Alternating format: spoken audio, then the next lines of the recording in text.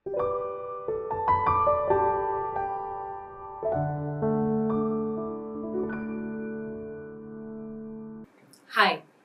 thank you audience for watching our previous video, COVID vaccination frequently asked questions and giving it such a wonderful response. हमने Covid से related बहुत सारे videos देखे हैं, but आज जो हम बात करने वाले हैं दैट इज अबाउट कि अगर कोई जना कोविड पॉजिटिव होता है तो उसको कैसी डाइट लेनी है एंड डाइट अगर लेनी है तो क्यों वैसी डाइट लेनी है, anything and everything related to dietary requirements of a COVID patient आज हम उसके बारे में बात करेंगे। एंड आई एम श्योर आप सोचेंगे कि एक गायनेकोलॉजिस्ट होके मैं कैसे इस पे बात कर सकती हूँ। So yes, hi, I am Dr. Sakshi Arora Hans. I am gynecologist at Hans Laparoscopy Surgery Clinic. And today I have with me a very young, budding nutritionist, Shishira Bhaumik. Hi, my name is Shishira Bhaumik. As Dr. Sakshi has already told you guys, I have done my nutrition degree from Coventry University in United Kingdom. And my primary focus is on nutrition and diseases, all chronic diseases, उसमें COVID-19 भी include होता है। So, आज हम बात करने वाले हैं शिशिरा भौमिक के साथ रिलेटेड टू जितना हम जानना चाहते हैं कि अगर आप कोविड पॉजिटिव हो गए तो आपको क्या डाइट लेनी चाहिए एंड क्या नहीं लेनी चाहिए। So first thing which I want to ask you Shishira कि अगर कोई जना कोविड पॉजिटिव डिटेक्ट होता है तो क्या कुछ ऐसा स्पेशल डाइटरी इंस्ट्रक्शन है जो हमें उस पेशेंट को देना चाहिए? बिल्कुल, जैसे बहुत लोग सोचते हैं कि कोविड होने से पहले हमने डाइट अच्छा रखा तो हमें कोविड नहीं होगा, उसी तरीके से कोविड होने के बाद भी आपको अपने डाइट का ख्याल रखना है ताकि आपका डिजीज और आगे ना बढ़े। तो उससे क्या होता है कि जैसे लोगों ने कहा प्रोटीन डाइट खाना चाहिए हमें कोविड होते ही, गुड, प्रोटीन डाइट खाना चाहिए, बट कितना खाना चाहिए, क्या क्या प्रोटीन खाना चाहिए, और साथ में सिर्फ प्रोटीन से क्या होगा, कुछ नहीं होगा। आपको उसके साथ फॉर एग्जाम्पल फैट्स भी इंक्लूड करने हैं। अब लोग सोचेंगे कि एक्सरसाइज नहीं है, कुछ नहीं है, बीमार भी है, फैट्स खाएंगे बहुत प्रॉब्लम हो जाएगी। बहुत सारे लोग ऐसा सोचते हैं। ऑफ कोर्स, और मतलब आई अंडरस्टैंड, ये थॉट प्रोसेस मुझे समझ आया, लेकिन इट इज इम्पोर्टेंट कि आप समझो कि फैट का भी एक रोल है आपके डाइट में, आपकी बॉडी में। फैट्स क्या करते हैं, एक सिंपल वर्ड में, कि फैट्स आपकी बॉडी के अंदर जाते हैं, जो वायरस का मेम्ब्रेन होता है उसके अंदर घुसते हैं और उसको डिस्ट्रॉय करने में हेल्प करते हैं और उसका रेप्लिकेशन भी स्टॉप करते हैं। तो उस तरीके से आपका डिजीज प्रोसेस स्लो हो जाएगा। लेकिन लोग सोचते हैं कि फैट्स की जगह हम कार्बोहाइड्रेट खा ले तो राइट, उसके बारे में हम बात करेंगे डिटेल में कि क्यों कार्बोहाइड्रेट आपको कम करना चाहिए। अच्छा, so in a nutshell you mean to say कि प्रोटीन्स भी खाने हैं अगर कोविड पेशेंट है एंड फैट्स भी खाने हैं। बिल्कुल, और कौन सा फैट खाना है उस पे आपको ध्यान।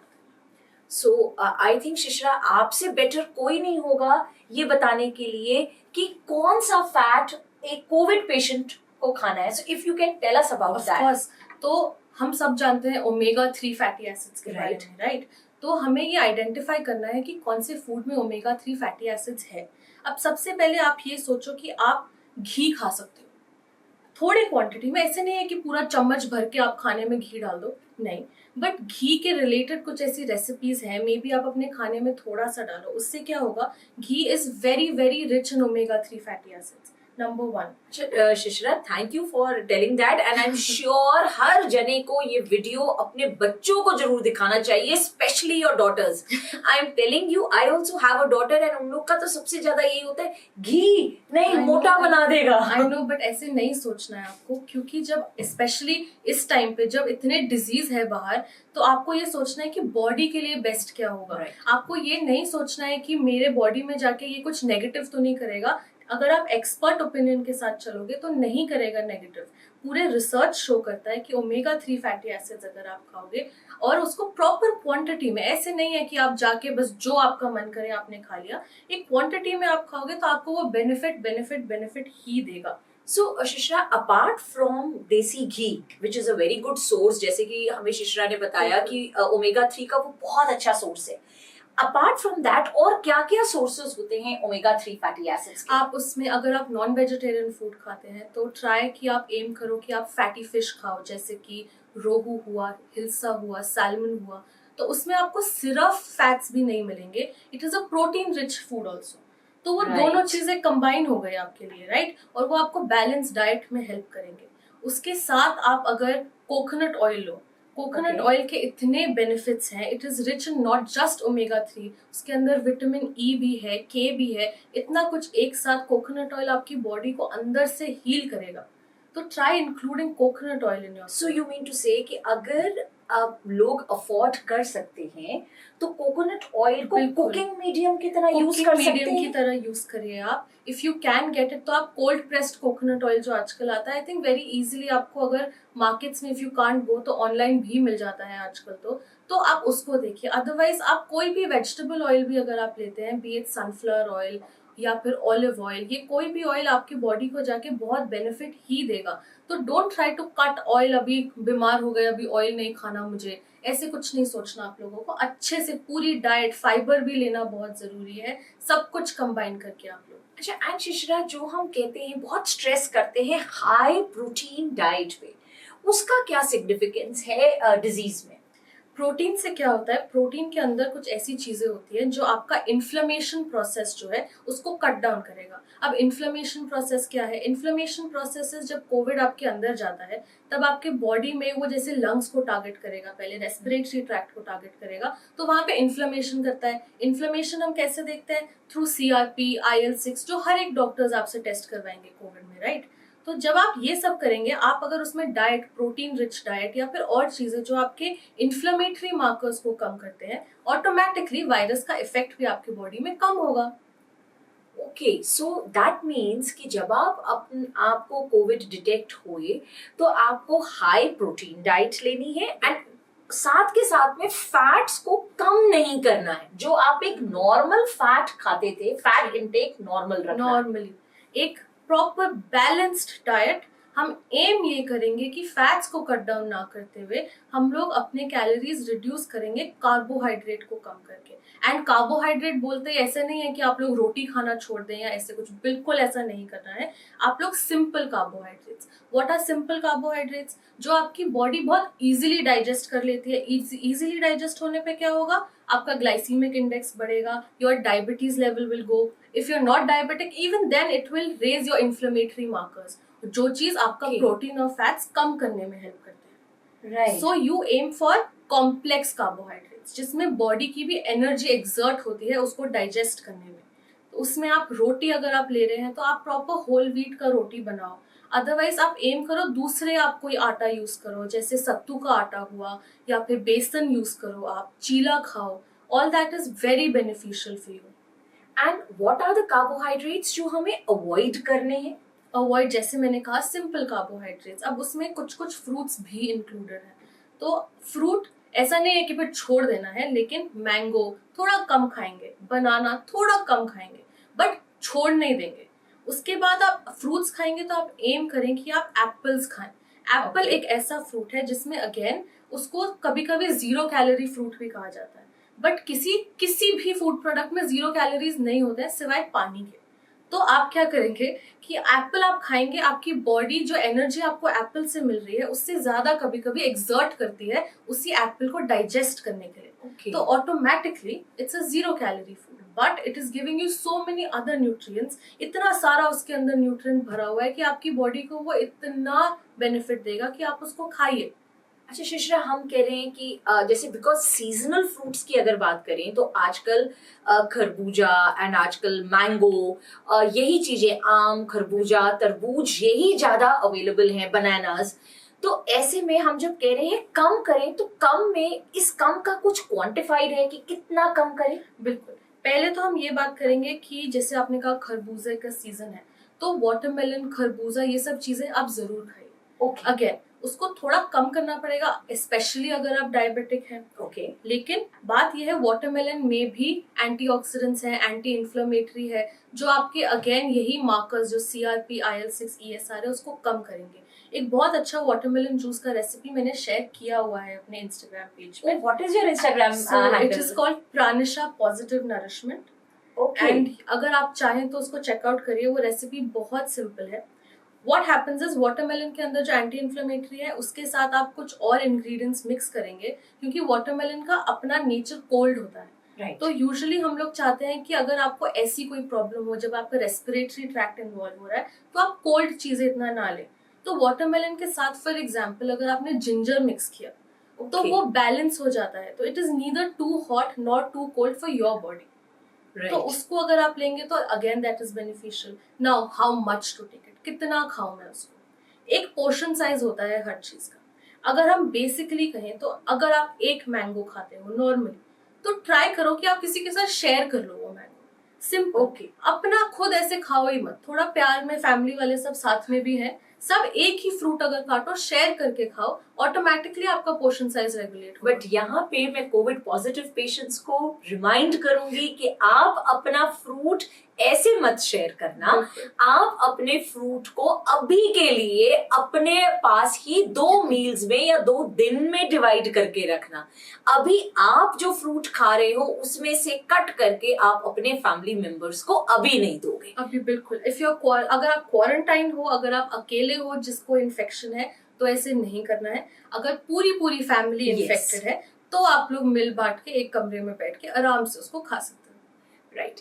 And Shishira, another thing is कि हाई प्रोटीन डाइट की जब हम बात करते हैं तो ऐसे कौन कौन से वेजिटेरियन फूड होते हैं, ऐसे कौन से नॉन वेजिटेरियन फूड होते हैं which are rich in proteins? बिल्कुल। तो जब जैसे ही प्रोटीन का थॉट आता है, सबसे पहले नॉन वेजिटेरियन फूड के बारे में सब लोग सोचते हैं।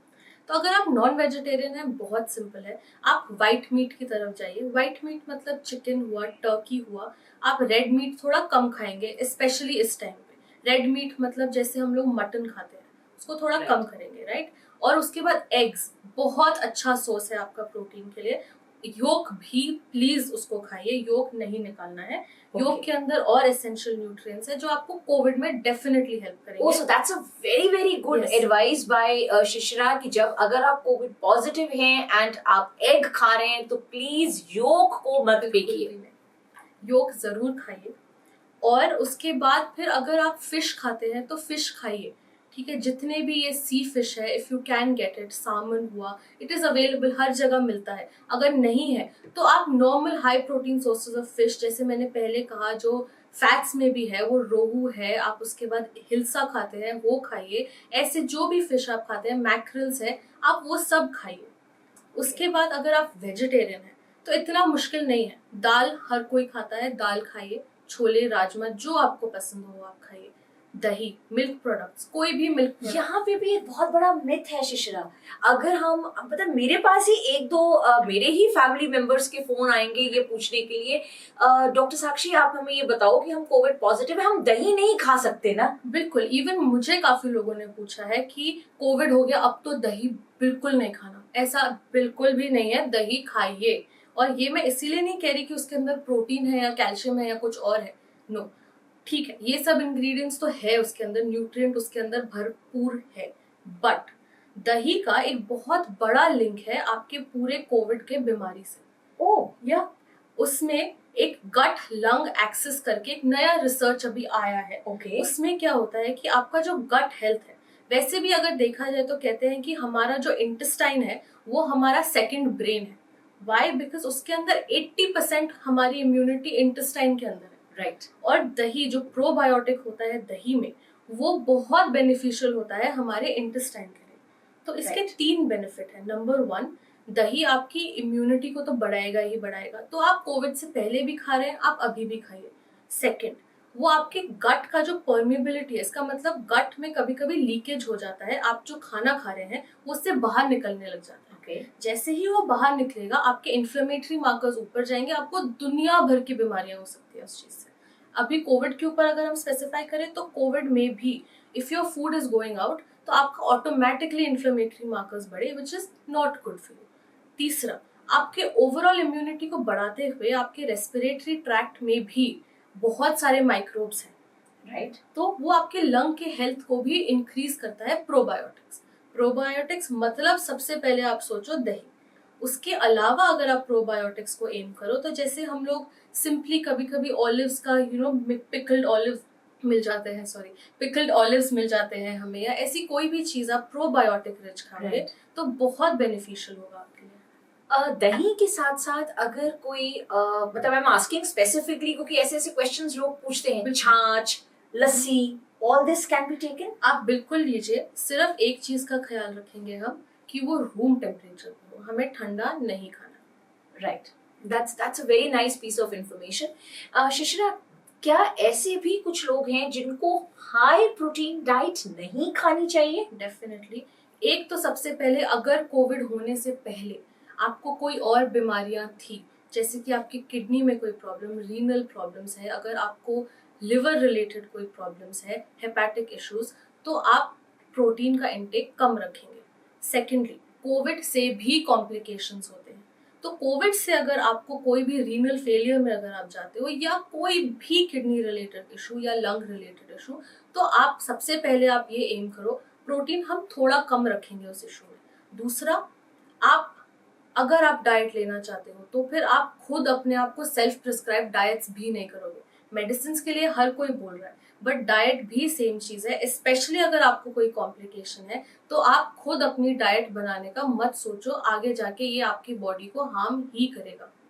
Right, so here I also want to emphasize कि अगर आपको किडनी रिलेटेड इश्यूज थे कोविड से पहले, विच मीन्स कि आपका यूरिया, यूरिक एसिड या क्रिएटिनिन लेवल्स हाई रहते थे, या इस बीमारी की वजह से, because COVID can affect your organs also, it could either be that you are going into organ failure because of this virus, और इट कुड ऑल्सो बी क्योंकि इसमें आप इतनी सारी मेडिसिन ले रहे होते हो, तो कुछ ऐसी मेडिसिन भी होती हैं जो आपकी लिवर को इफेक्ट कर सकती हैं, हिपैटोटॉक्सिसिटी कर सकती हैं, या रीनल टॉक्सिसिटी कर सकती हैं।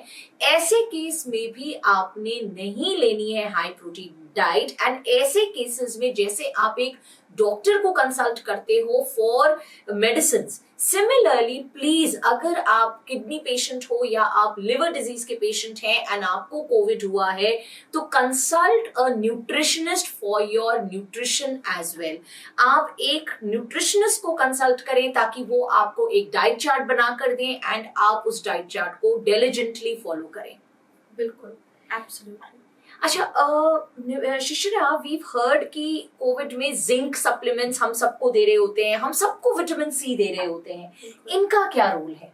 तो सबसे पहले अगर हम विटामिन सी की बात करें, तो विटामिन सी, हमें अभी तक ये सबको पता है कि विटामिन सी से इम्यूनिटी बढ़ती है हमारी। राइट। अगर आपको कोई भी, चलो कोविड तो एक कॉम्प्लेक्स बीमारी है, अगर आपको सिंपल कोल्ड, कफ, कुछ भी साइनस रिलेटेड हो, तो विटामिन सी से वो आपको बेनिफिशियल ही होता है आपके लिए।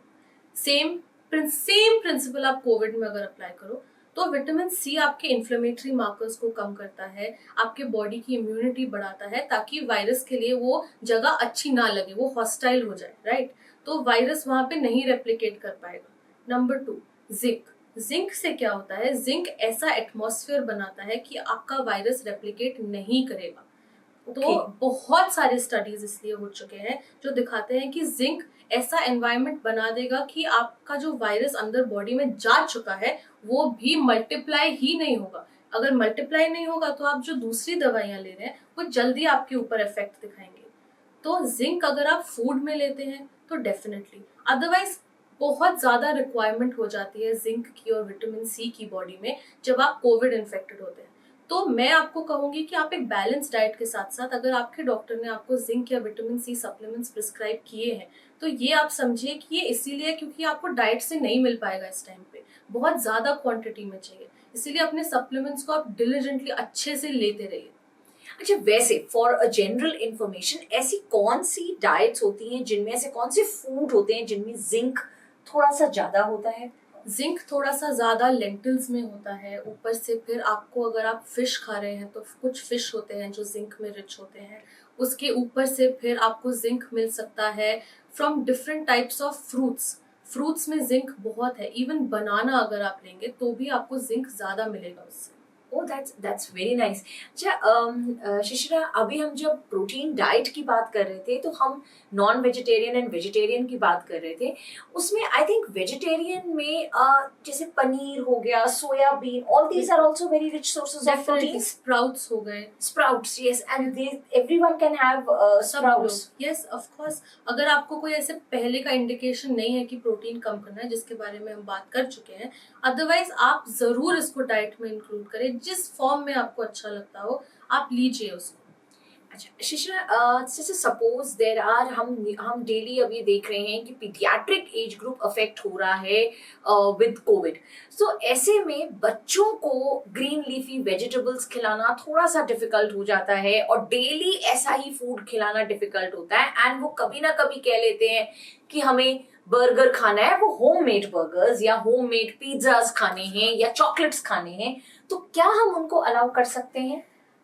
आई थिंक जितने लोग हैं जो बच्चों के साथ टाइम स्पेंड कर चुके हैं, वो इस चीज से अग्री करेंगे कि आप बच्चों को फोर्स नहीं कर सकते कोई भी डाइट लेने के लिए। एक दिन दो दिन वो चल जाता है, उसके बाद बच्चे तो रिबेल करेंगे। तो इसीलिए इट इज इम्पोर्टेंट कि स्पेशली इस टाइम पे जब हम लोग घर पे हैं तो हम लोग उनको फन चीजें दें। अब हो सकता है कि वो होममेड बर्गर हो, पिज्जा हो। होममेड का ये सबसे ज्यादा बेनिफिट होता है कि हमें पता है हम उसमें क्या डाल रहे हैं। As a parent, as a sister, आप कभी भी घर में अपने बच्चों को कुछ गंदा तो नहीं देंगे ना, लेकिन एज सुन एज आप बाहर जाते हैं हमें पता ही नहीं उसके अंदर क्या है। तो आप घर पे बनाइए, उसके अंदर आप वेजिटेबल्स लोड करिए। थोड़ा बच्चे हो सकता है बोले कि बाहर जैसा टेस्ट नहीं है, बट फिर भी उनको बेनिफिट जरूर मिलेगा और एक रेगुलर फूड से चेंज जरूर होगा। पहला। दूसरा, आपने चॉकलेट्स के बारे में पूछा। Right. तो चॉकलेट्स के अंदर अगेन जो कोको होता है उसके अंदर भी आपको बहुत सारे न्यूट्रिएंट्स मिलेंगे, इंक्लूडिंग सेलेनियम, जिंक, सब कुछ है उसके अंदर। Oh really? यस। तो लेकिन उसमें भी एक छोटा सा कैच है, हम लोग ट्राई करेंगे कि हम जितना हो सके डार्क चॉकलेट्स खाएं। ओके। तो डार्क चॉकलेट्स में एंटीऑक्सीडेंट्स भी है कोको के अंदर। और सबसे इम्पोर्टेंट, ये एडल्ट्स भी खाएं प्लीज, बिकॉज क्या होता है कि आजकल हम लोगों को इतने हैप्पीनेस फील नहीं होता है, राइट? और ये जो डार्क चॉकलेट्स हैं ये हमारे हैप्पी हॉर्मोन्स को ट्रिगर करते हैं।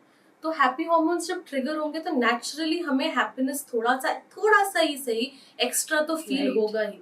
तो प्लीज, अगर आप एडल्ट है, कोई भी एज ग्रुप में हो, अगर आपको कोई डाइटरी रिस्ट्रिक्शन है तो आप थोड़ा सा खाइए, अगर नहीं है तो आप थोड़ा ज्यादा खाइए, बट खाइए, जरूर खाइए। Oh, that's a wonderful advice. I think जितने बच्चे हमारे शो को देख रहे हैं या एडल्ट्स भी, वो बहुत खुश होंगे ये जान के कि डार्क चॉकलेट्स ले सकते हैं। एंड उसमें तो मेरा एक पर्सनल क्वेश्चन भी है आपसे कि जब हम मार्केट जाते हैं, हम डार्क चॉकलेट्स पे देखते हैं 50% डार्क, 60% डार्क, 70% डार्क। सो किस लिमिट वाला डार्क हमें एज ए जनरल, अगर हम डायबिटिक नहीं है, नॉन डायबिटिक पॉपुलेशन को कितना परसेंटेज डार्क लेना चाहिए? मोर देन परसेंटेज मैं आपको बोलूंगी कि आप जब भी मार्केट जाते हैं, सिर्फ चॉकलेट ही क्यों, आप हमेशा लेबल घुमाइए। ठीक है, सामने आपने देखा 80% डार्क चॉकलेट, 70% जो भी है, आप घुमाइए उसको और देखिए जो वो बाकी रिमेनिंग 20% या 30% है उसमें क्या है। अगर Oh, उसमें मिल्क है, गुड, बट उसके अंदर इमल्सिफायर्स हुए या कोई एडिशनल टॉक्सिक एडिटिव्स हुए जो हमें नॉर्मली पता नहीं चलता है, बट होते जरूर है कोई भी Okay. मार्केट से खरीदी हुई चीजों में, तो उसको आप स्टडी करिए। इसमें आपको सिर्फ अपना थोड़ा सा इंटेलेक्ट यूज करना है। आप देखिए रिमेनिंग परसेंटेज में क्या डाला गया है उसमें, आप उसको देखेंगे। जो गुड क्वालिटी चॉकलेट्स होते हैं उसमें यूजुअली थोड़ा सा शुगर होता है और साथ में उसके अंदर या तो कोकोनट ऑयल होता है या इंस्टेड ऑफ मिल्क, ताकि वो वीगन बन सके। या फिर अगर उसके अंदर मिल्क भी होता है तो आप देखिए मिल्क कितना फॉर्म में है। वो सब देख के आपको ऑटोमेटिकली समझ आएगा कि आपके लिए बेस्ट कौन सा है। That's wonderful. So the one more thing which I want to know is about fluid intake एक Yeah. COVID patient में कितना होना चाहिए? सबसे पहले fluid intake is very important. Normally भी अगर आपको कोविड नहीं है तो भी आप फ्लूइड जरूर लें। अगर आपको कोविड है तो हम लोग कोशिश करेंगे कि आपकी बॉडी में एक दिन में कम से कम 3 लीटर फ्लूइड जाए। अब वो Okay. फ्लूइड आप चूज करिए, आपको पानी चाहिए तो आप पानी के हिसाब से ही लीजिए और कुछ मत लीजिए, बट वो थोड़ा डिफिकल्ट हो जाता है। Right. तो आप स्पेशली अभी गर्मियां हैं तो अगर आपको जूस पसंद है आप घर पे जूस बनाइए। अब जूस का सबसे इम्पोर्टेंट पार्ट, मुझे अगर कोई जूस ऑफर करता है तो मैं यूजुअली मना करती हूँ। क्यों? अगर वो घर पे भी बना होता है, क्या होता है कि हम लोग उसमें से फाइबर कंटेंट निकाल देते हैं। है ना, हमने स्ट्रेन किया उसको, तो उसको थोड़ा सा हम इंटरेस्टिंग बना सकते हैं। घर पे अगर आपके पास सब्जा हो, जो बेसिल सीड्स होते हैं, राइट। उसको आप सोक करके रखिए, आप उसको अपने जूस में मिला दीजिए, तो वो आपका फाइबर कंटेंट आपको वापस देगा वेरी और नाइस। आपको जूस भी मिल रहा है, तो आपको वो जूस वाली feeling, very happy, I also enjoy juices, लेकिन कैसे, उसके अंदर थोड़ा सा सब्जा डाल के। दैट्स तो अ आप जूस वंडरफुल लीजिए, एडवाइस। दूध पीजिए, आप जो आपको अच्छा लगता हो। थोड़ा सा कैफीन इनटेक हम कम करेंगे, विच मीन्स आप थोड़ा सा चाय कॉफी, एक्सेसिवली नहीं, जरूर 1-2 कप तक, गुड। उसके बाद हम थोड़ा उसको रेगुलेट करने की कोशिश करेंगे, अदरवाइज जितना हो सके आप फ्लूइड्स डेफिनेटली लीजिए। So fluids लेना is very very important and that fluids can be in any form, हाँ, except for tea and coffee जिसको हम थोड़ा सा रेगुलेट करेंगे। cut down करेंगे। I think शिश्रा we've touched upon all the important questions जो किसी के दिमाग में आ सकते हैं जब वो COVID positive होता है related to dietary requirements. It has been such a wonderful session. We'll be planning more sessions जिसमें हमें शिश्रा बताएंगी कि आपकी कोविड रिकवरी के टाइम पे आपको क्या फूड इनटेक लेना चाहिए, बट उसके लिए आपको हमारे चैनल को सब्सक्राइब करना पड़ेगा एंड इस वीडियो को शेयर एंड लाइक करना पड़ेगा। And apart from this you can contact Shishra on her Instagram page. My Instagram page is Pranisha Positive Nourishment. I think हम लिंक दे देंगे after this Right. video. But also जब हम लोग post COVID की बात कर रहे हैं, before we start talking about it, I just want to say कि why is it important, ताकि आपको पता चले कि ये वीडियो हम क्यों पुट कर रहे हैं। तो इसीलिए इम्पोर्टेंट है कि लोगों को यूजुअली लगता है कि कोविड अब हो गया, हमारे 14 डेज हो गए या 17 डेज, या हमारा कोर्स खत्म हो गया मेडिसिन का, अब मैं बिल्कुल ठीक हूँ। ऐसा नहीं है। It is a long term recovery process, time लगता है आपकी बॉडी को to come out of the disease. Virus निकल जाता है बट बॉडी को टाइम लगता है, और आपके मेंटल हेल्थ पे इशू होता है। अगर आप आईसीयू से निकले हैं तो उसमें इश्यूज हैं, अलग अलग चीजें हैं। तो डेफिनेटली आपको नेक्स्ट वीडियो देखना चाहिए। मैं बहुत एक्साइटेड हूँ वो वीडियो के लिए। Same here. So please do not forget to share this video and do not forget to subscribe to our channel. Thank you. Thank you.